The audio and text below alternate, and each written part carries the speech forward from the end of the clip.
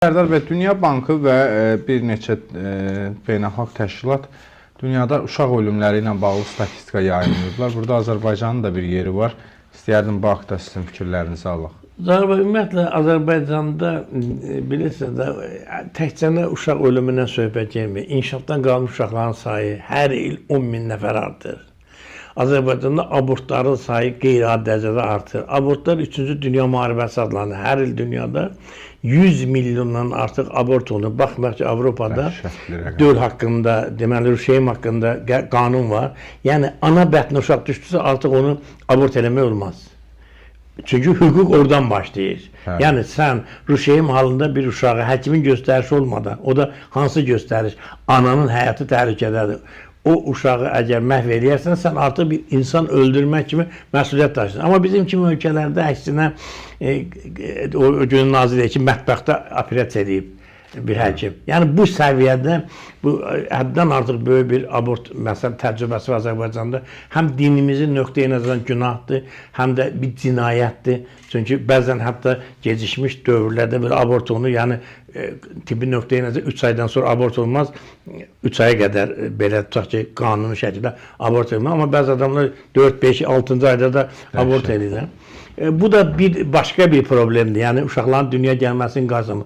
Digər tərəfdən doğulan uşaqların ölüm faizi. Bu da dünyada sizə bir neçə rəqəm saymaq istəyirəm. Məsələn, İsveçdə hər 1000 nəfərdən bir zamanında yəni təxminən 1 ya 2 uşaq ölür. Bəli. Avropada ümumşəkildə 3,4-dür. 3 ya 4 uşaq ölür.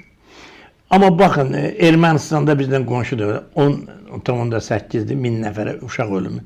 Gürcüstanda 8,3-dür, Azərbaycanda 14,9-dur. Yəni, biz baxırıq, hətta qardaş Türkiyədən də biz 6 uşaq ölümündən qabaqdayıq. Bir tərəfdən uşaq doğumuna görə ən aşağı yerlərdən biriyik. Hökumət də etiraf elədi ki, neçə min uşaq az doğulub bu il. Digər tərəfdən uşaq ölümünə görə həddən artıq qabaqdayıq.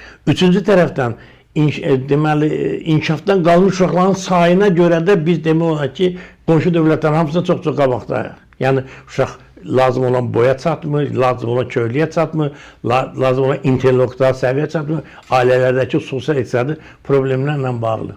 Yəni, bu baxımdan bu Azərbaycanda çox ciddi təhlükəli bir tendensiyanın olmasına xəbər. Bugün hamı bilməlidir ki, əhalinin sayı dövlətin siyasi vasitəsidir. Yəni, kiçik dövlətləri heç kəs dövlət hesab eləmir. Hətta Duginin bir sözü var, deyir 200 milyondan az olan bir xalq dünya dövləti sayılmır. Yəni, ən azı 200 milyondan artıq əhalin olmalıdır. Putinin Ukraynanın özünə birləşdirməsinin də arxasında əksinə baxsa, həmin o 200 milyona çatmaq cəhdi durur. Məsələn, bugün Çindir, Hindistandır, Amerikadır. Bunlar əhalinin sayına görə dünyaya qalıq edir. Elə belə düzdür, texnika, texnologiya var və s. Amma əhalinin sayı aparıcı faktorlardan bir. Yaxşı, biz Cənubi Qafqazda deyil, aparıcı ölkəyik. Əgər bu cürə inkişaf edəcəksə, müəyyən bir müddətdən sonra Gürcüstanda da, Ermənistanda da əhalinin sayı Azərbaycan əhalisi sayından çox olacaq. Orada amma azalma var axı Sərdar bəy, onlarda daha çox azalma var. Amma ölümə baxın, ölüm bizdən 5-6 uşaq az ölür ondan da. İndi burada problem nədən? Niyə Azərbaycanda uşaq ölümü bu qədər çoxdur? Burada birincisi, hətta hamilə qadınların ölümündə də neçə dəfə bizdə mətbuat tutdu, hamilə qadınların ölümü.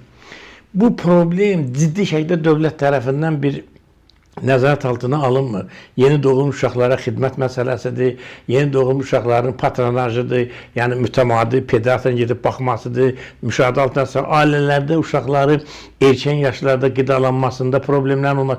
Məsələn, dövlət yeni doğulmuş uşaqların hamısına pulsuz yeməklər verməlidir. Tutaq ki, ananın sütü yoxdur, ailənin də elə bir gedib uşağı qidalandırmaq imkanı yoxdur. Dövlət bunların hamısını üzərinə götürməlidir. Yəni, ən azı bu uşaq ölümünün qarşısını almaq üçün. Və həm də bu uşaq ölümünün səbəbləri aydınlaşdırmalıdır ki, bu uşaqlar niyə bu qədər Azərbaycanda bu uşaqlar bu qədər ölür və biz qonşu dövlətlərin bu qədər geridə qalır. Mən bu məsələni bir milli problem kimi görürəm, uşaq məsələsini. Həm abortların Azərbaycanda qadağan edilməsi vacibdir. bir mənalı şeydir. İstəmirsən hamilə qalma. Hamilə qalıbsa sənin ixtiyarın yoxdur aborta gedəsən. Əssalam. İkincisi cinslərin, erkən cinslərin müəyyən edilməsi ilə bağlı abortda. Məsələn, qız istəməyən adam gedir, yoxladır. Hə qızdır, hə aborta gedir. Bu bizim İslam dininə də ziddir. Ölkədə də həm də cinsi tarazlığın pozulmasıdır. Yəni heç kəs qız istəmir, çoxan oğlan oldu. Bəs necə olacaq? Qızlar necə oldu? Onda gərək bir qızın Taylandda, Tibetdə kimi onun da nəri olsun. Tibetdə kişilər çox, qadınlar az olduğuna görə orada çox kişilik, çox ərlilik var rəsmi şəkildə. Bir qadının 7-8 əri olur rəsmi şəkildə. Biz Azərbaycan ona doğru gedir.